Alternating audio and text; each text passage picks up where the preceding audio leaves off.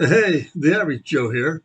Hey, today we're going to look at importing a PDF background and then showing the project on a kind of top scale floor plan. So here you'll see on my screen, I've brought a floor plan in, or this engineer did, and you'll see the sinks that are in these exam rooms. I can move that sink out. It's got connections to it of the domestic water.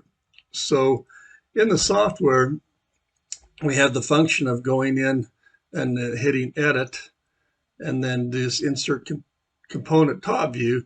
So then when you go domestic and come over to like a fixture, like a sink, then you'll get the top view of that sink. And you put that on the drawing for the hot and cold water, and then we give another one for a drainage waste floor plan as well. So let's look at bringing a floor plan in. File, go to new sheet of paper. We want winter and summer scenarios. I'm in Salt Lake City, Utah. So I'm going to come here to File, PDF Background. I'm going to add one. So I'm going to surf where I have one on my hard drive. There's a hospital, boiler room. I'm going to add that. So it's adding it now down to my sheet here. And you can have multiple PDFs on a project. So many high in a column, so many wide. There's my floor plan. I'm going to reduce it to 50% and come in here. There's the floor plan. So now I'm going to put components on there. And once again, edit, insert components with top view. And I'm going to also hit edit and then hit the schematic scaling to make the components smaller. So now let's go to the boiler, hydronic tab, boiler, Hearst, top view. So there's my boiler. I can see my doors are about 6 feet wide. It's that boiler, so it's probably, if it was a big boiler, it'd be a little small there. There's my component for the gas pipe sizing. Okay, we'll just delete that off the project for now. Delete. So zoom in here a little bit. There's my boiler. There's my connections to it. Now I could come in here. Since I'm on the top view, I could throw some pumps on there. Throw another pump in here. The boiler's my stacks there, so I'm going to just hit that boiler and flop it. So the stack's against there. There's my tube. Let's go grab an air separator. They put that right in there. And then an expansion tank.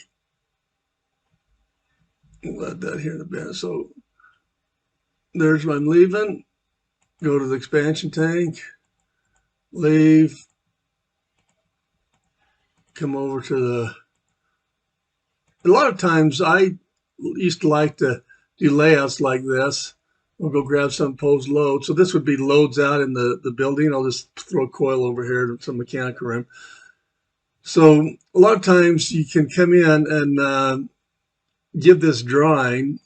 I'm not real good at Revit real fast, right? So I can kind of how I want to lay them out in the floor plan kind of here, and then I can give it to a guy that's real good in Revit, and he can see my drawing here and then put all those components. He knows what components to put into Revit and how to connect them up. So now if we come in here and put a load in that boiler, there's so many BTUs, that coil. Now that coil load is transferred in to the boiler. We go grab this expansion tank, put it in right here in the corner maybe, hook that into the air separator right there.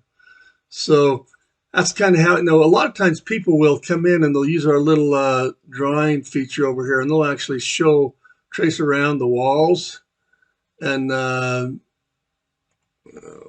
kind of do a floor plan, their own walls with our drawing tool thing and kind of show walls, or they'll grab a room here and then they'll just get rid of that background, just remove it after they've kind of decided, hey, these are my boiler room walls and chiller room walls.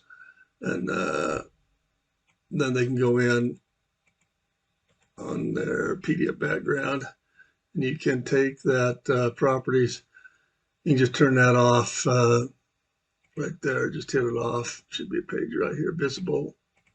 So then you can have all your plans shown that way. If you don't want to see the background, you could stop and put doors in and things. So hope this has been helpful in bringing in a PDF background and drawing, doing your little layout with top view on components, and then utilizing that, to on your design or show more of a Revit user what components to put into Revit and how they are to be connected.